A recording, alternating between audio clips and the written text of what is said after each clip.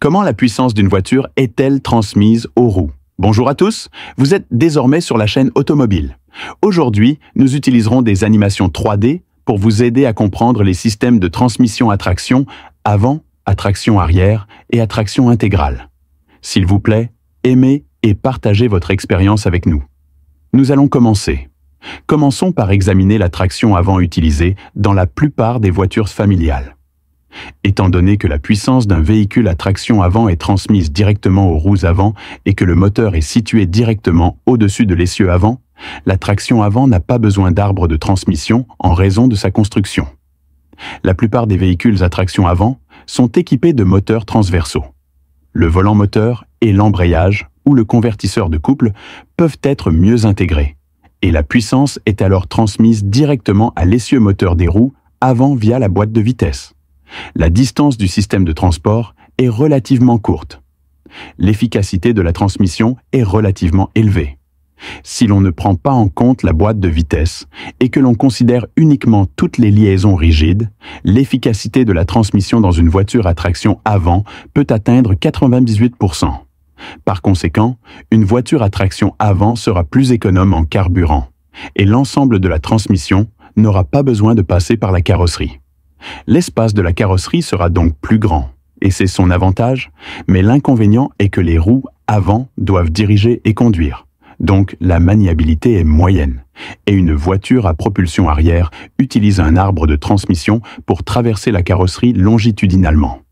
L'essieu moteur qui transmet la puissance aux roues arrière a une transmission de puissance plus longue, de sorte que la perte de puissance sera supérieure à la perte de puissance à la roue avant. Si nous ignorons la boîte de vitesse et regardons simplement toutes les connexions solides, son efficacité de transmission est d'environ 95%. Par conséquent, la consommation de carburant sera plus élevée que celle d'une traction avant, car le coût augmentera avec l'arbre de transmission, et l'arbre de transmission occupera l'espace de la carrosserie. Si la carrosserie reste inchangée, la surface de la carrosserie est plus petite que celle des véhicules à traction avant ou à traction intégrale. Afin de mieux compléter le système de transmission de puissance, la transmission de la voiture utilise généralement un moteur à commande longitudinale, et le volant d'inertie du moteur et l'embrayage ou le convertisseur de couple peuvent être mieux intégrés. L'avantage est qu'il s'agit d'une traction avant et d'une traction arrière, donc la maniabilité sera meilleure et la direction sera plus sensible. De plus, la voiture souffrira généralement d'un phénomène de collision frontale lors d'une accélération brusque en ligne droite. Une fois que la roue avant incline sa tête, la roue avant a une mauvaise adhérence, donc sa capacité d'accélération rapide est faible. Lorsque la traction arrière est soumise à une accélération rapide, les roues arrière ne sont pas affectées. C'est pourquoi la plupart des véhicules qui ont un temps de sprint 0-0 inférieur à 7 secondes sont à propulsion arrière. Sur la base de la traction arrière, une boîte de transfert est ajoutée à l'arbre de transmission et un autre arbre de transmission est ajouté. La puissance est transmise aux roues avant. Il s'agit d'un système de transmission intégrale basé sur une propulsion arrière. En raison de sa structure plus avancée, le coût est également plus élevé, mais le contrôle est également meilleur.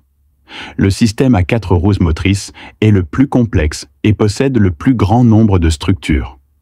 Il existe une transmission intégrale permanente, une transmission intégrale partielle, une transmission intégrale temporisée, une transmission intégrale à traction avant et une transmission intégrale à traction arrière, et leurs structures sont très différentes. Patron, s'il vous plaît, suivez-nous d'abord. Nous vous les expliquerons en détail dans le prochain numéro, avec votre automobile.